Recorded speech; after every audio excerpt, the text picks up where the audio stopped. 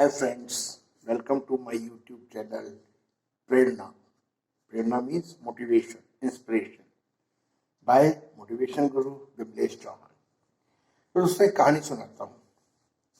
कहानी आप बस इतना समझिएगा, कहानी है कि आप बेहतरीन हैं। और जब ये कहानी सुने तो आप अपनी स्ट्रेंथ्स और वीकनेसेस पर भी एक नज़र डालते रहिएगा। एक बार एक आदमी था, पढ़ाई के दौरान ग्रेजुएशन तक भी नहीं पहुंच पाया था क्योंकि माँ ने कम उम्र में ही शादी कर दी थी। और शादी के बाद अब शादी हो गई तो रिस्पॉन्सिबिलिटी आ गई। पास में एक प्राइमरी स्कूल था, वहाँ पर वो एज अ टीचर काम करना शुरू कर दिया। एक्सपीरियंस था नहीं, पढ़ाई भी ज़्यादा नहीं थी, और एक हफ्ते में बच्चों से परेशान कर दिया और छोड़ दिया जॉब। फिर आंसुओं के साथ घर लौटा। पत्नी ने उसे सांत्वना दी। पत्नी ने कहा कि हो सकता है कि आपको इस बारे में इतना दुखी नहीं होना चाहिए क्योंकि शायद कोई और भी बेटर जॉब आपका इंतजार कर रहा है। खैर, थोड़े समय बाद उसे एक और नौकरी मिल गई और जल्दी एक स्लो परफॉर्मर होने के कारण उसे वहां से भी निकाल दिया गया। फिर घर आया तो पत्नी ने कहा एक्चुअली वहां पे मेरे ख्याल से ऐसा था कि आपके ऑफिस में कुछ स्किल्ड लेबर होंगे, कुछ अनस्किल्ड होंगे, एक्सपीरियंस भी होगा, और आपको तो एक्सपीरियंस भी नहीं है। तो ठीक है, वो नौकरी जा सकती है, उसमें कोई बड़ी बात नहीं है। और आगे देखिए, हो सकता है आपके लिए कोई और अच्छा जॉब इंतजार कर रहा होगा। और वो कई जॉब करता रहा, लेकिन कभी भी किसी भी नौकरी में लंबे समय तक टिक नहीं पाया। लेकिन जब भी वो निराश होकर घर लौटता था, पत्नी उसे कभी भी निराश या नाराज नहीं होती थी उस पर। जब वो अपनी 30s में पहुंचा तो उसे लैंग्वेजेस के प्रति इंटरेस्ट जगा और वो एक मूक बधिर स्कूल, डेफ एंड डम स्कूल में एज ए एडवाइजर लग गया।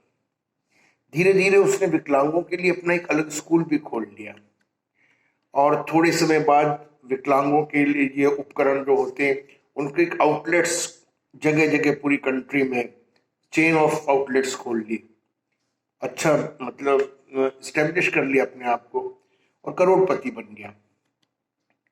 एक दिन उसने अपनी पत्नी से पूछा कि जब मैं हर काम में असफल हो रहा था तो क्या कारण था कि तुमको मुझ पर इतना विश्वास था। पत्नी ने बहुत आसान सा जवाब दिया कि देखिए, जब जमीन का एक टुकड़ा गेहूं बोने के लिए उपयुक्त नहीं है, सूटेबल नहीं है, तो हम कोशिश करते वहां पे दाल लगाते हैं। और अगर दाल भी अच्छी तरह नहीं बढ़ रही है तो फल या सब्जियां लगाने की कोशिश करेंगे। और अगर वो फसल भी किफायती नहीं साबित हो रही है तो हम अनाज के बीज बिखेर देंगे उस पर। हो सकता है किसी कारण से बीज भी इस भूमि के लिए सूटेबल नहीं हो, लेकिन निश्चित रूप में इस भूमि में किसी न किसी प्रकार के बीज तो उपयोगी होंगे ना। और वही बीज एक दिन धरती पर फूल बनकर खिलेंगे। बस हमें ये पता लगाना है कि इस भूमि के लिए कौन सा बीज सूटेबल है। पत्नी की बात सुनकर वो रोने लगा क्योंकि पत्नी के विश्वास, धैर्य और दृढ़ता से उसने ये बेहतरीन काम किया था। तो दोस्तों, इस दुनिया में कोई भी व्यक्ति बेकार नहीं होता है। हर कोई उपयोगी है और बेहतरीन है, लेकिन हर व्यक्ति को अपना वो बेहतरीन और स्पेशल गुण जो है वो ढूंढना होगा जिसमें वो पारंगत है।